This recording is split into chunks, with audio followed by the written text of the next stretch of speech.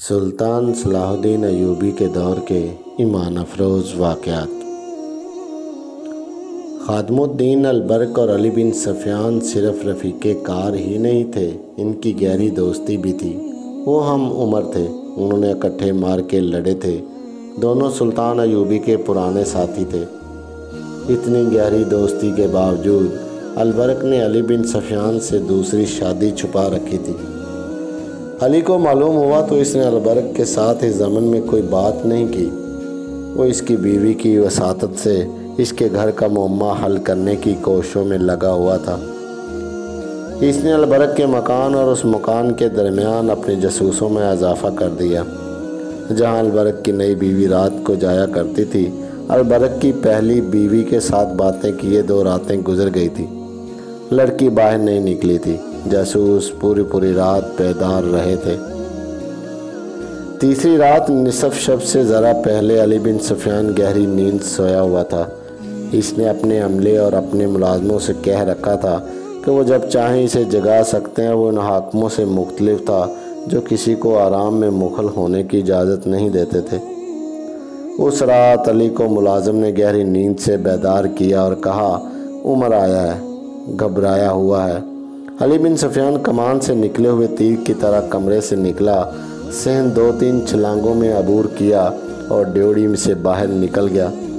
اس کے عملے کا ایک آدمی باہر کھڑا تھا۔ اس نے کہا، ملازم کو دوڑائیں، 10-12 سوار فوراً منگوائیں، اپنا گھوڑا جلدی تیار کریں، پھر آپ کو بتاتا ہوں کہ کیا ہوا ہے۔ علی بن سفیان نے ملازم کو 14 مسلح سوار اور اپنا گھوڑا اور تلوار لانے کو دوڑایا اور عمر سے پوچھا، کہو کیا بات ہے؟ عمر اور آذر نام کے 2 جاسوس آصفہ کو دیکھنے کے لیے متعین تھے۔ علی بن سفیان نے انہیں حکم دے رکھا تھا کہ لڑکی گھر سے نکل کر کہیں جائے تو اسے فوراً اطلاع دی جائے۔ عمر بڑی خطرناک اطلاع لے کے آیا تھا۔ اس نے بتایا کہ تھوڑی دیر گزری، البرق کے گھر سے سیاہ چادر میں سر سے پاؤں تک لپٹی ہوئی ایک عورت نکلی۔ 50-60 گز آگے گئی تو البرق کے گھر سے اسی لباس میں ایک اور عورت نکلی۔ وہ بہت تیز اگلی عورت کے پیچھے چلی گئی۔ جب اس سے ذرا دور رہ گئی تو اگلی عورت رک گئی۔ دونوں جاسوس چھپے ہوئے تھے، انہیں کوئی دیکھ نہ سکا۔ وہ تعاقب بھی چھپ کر کرتے تھے۔ دونوں عورتوں میں نہ جانے کیا بات ہوئی۔ ان میں سے ایک نے تالی بجائی، کہیں قریب سے ایک آدمی نکلا۔ اس نے بعد میں آنے والی عورت کو پکڑنا چاہا۔ عورت نے اس پر کسی ہتھیار کا وار کیا جو اندھیرے میں نظر نہیں آتا تھا۔ اس آدمی نے بھی اس پر کسی ہتھیار سے وار کیا۔ جو عورت پہلے آئی تھی، اس کی آواز سنائی دی، اسے اٹھا کر لے چلو۔ دوسری عورت نے اس پر وار کیا، اس کی چیخ سنائی دی۔ دوسری عورت نے اس پر ایک اور وار کیا اور آدمی کا وار بچایا بھی۔ دونوں عورتیں زخمی ہو گئیں۔ عمر علی بن سفیان کو اطلاع دینے دوڑ پڑا۔ آذر وہیں چھپا رہا، اسے یہ دیکھنا تھا کہ یہ لوگ کہاں جاتے ہیں۔ علی بن سفیان نے اس قسم کے ہنگامی حالات کے لیے تیز رفتار اور تجربہ کار لڑاکا سواروں کا ایک دستہ تیار رکھا ہوا تھا۔ یہ سوار اپنے گھوڑوں کے قریب سوتے تھے، زینے اور ہتھیار ان کے پاس رہتے تھے۔ انہیں یہ مشق کرائی جاتی تھی کہ رات کے وقت ضرورت پڑنے پر وہ چند منٹوں میں تیار ہو کر ضرورت کی جگہ پہنچیں۔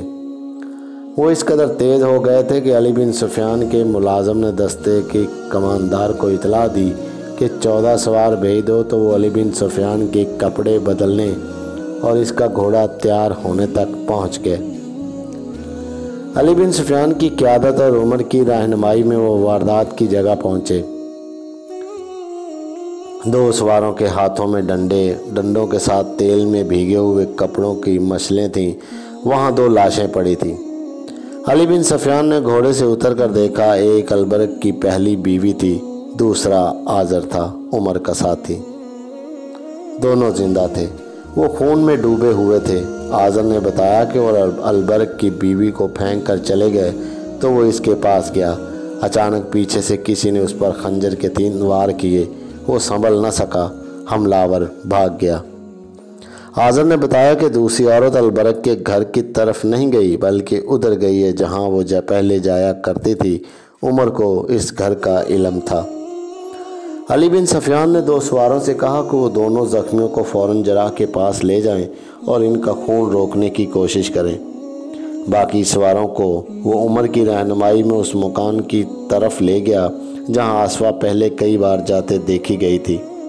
वो पुराने ज़माने का बड़ा मकान था। इससे मुल्हक कई और मकान थे। पिछवाड़े से घोड़े के इन्हनाने की आवाज़ आई। अली ने अपने सवारों को मकान के दोनों तरफ से पीछे भेजा। 2 सवारों को मकान के सामने खड़ा कर दिया और कहा कि कोई भी अंदर से निकले तो इसे पकड़ लो, भागने की कोशिश करे तो पीछे से तीर मारो और ख़त्म कर दो। सवार अभी चक्कर काट कर पिछवाड़े की तरफ जा ही रहे थे कि दौड़ते घोड़ों के टापू सुनाई देने लगे। अली बिन सफियान ने एक सवार से कहा, सरपट जाओ, अपने कमानदार से कहो कि इस मकान को घेरे में लेकर अंदर दाखिल हो जाएं। अंदर के तमाम अफराद को गिरफ्तार कर ले। सवार कैंप की तरफ रवाना हो गया। अली बिन सफियान ने बुलंद आवाज़ से अपने जासूसों को हुक्म दिया, एड़ लगाओ, ताक़िब करो, एक दूसरे को नज़र में रखो। और इसने अपने घोड़े को एड़ लगाई।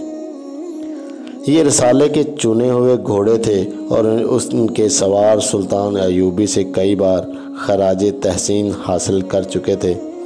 मफरूर भी शाह सवार मालूम होते थे। उनके घोड़ों के टापू बताते थे कि अच्छी नस्ल के बहुत तेज़ दौड़ने वाले घोड़े हैं। ये शहर का इलाका था जहाँ मकान की रुकावटें थी, गलियाँ थी जो घोड़ों की दौड़ के लिए कुशादा न थीं। इनसे आगे खुला मैदान था। अंधेरे में घोड़े नज़र नहीं आते थे। उनकी आवाज़ों पर ताक़िब हो रहा था। वो जब खुले मैदान में गए तो उनका छुपना मुश्किल हो गया। उफ़क़ के पस मंज़र में वो सायों की तरह साफ नज़र आने लगे। वो 4 थे। उन्होंने कमोबेश 100 गज़ का फासला हासिल कर लिया। वो पहलू ब पहलू जा रहे थे। अली बिन सफियान के हुक्म पर 2 सवारों ने इसी रफ्तार से घोड़े दौड़ाते हुए तीर चलाए। तीर शायद खता गए थे। भागने वाले दानिशमंद मालूम होते थे। तीर उनके करीब से या दरमियान से गुजरे तो उन्होंने घोड़े फैला दिए। वो इकट्ठे जा रहे थे। इनके घोड़े खुलने लगे। नहायत अच्छे तरीके से घोड़े एक दूसरे से खासे दूर हट गए। अली बिन सफियान का दस्ता बहुत तेज़ था। फासला कम होता जा रहा था, मगर भागने वालों के घोड़े और ज़्यादा एक दूसरे से हटते जा रहे थे। आगे खजूर के पेड़ों का झुंड आ गया। उनके घोड़े वहाँ इस तरह एक दूसरे से दूर हट गए कि 2 दाएं तरफ और 2 खजूरों के बाएं तरफ हो गए। ये जगह ऊंची थी। घोड़े ऊपर उठते और गायब हो गए।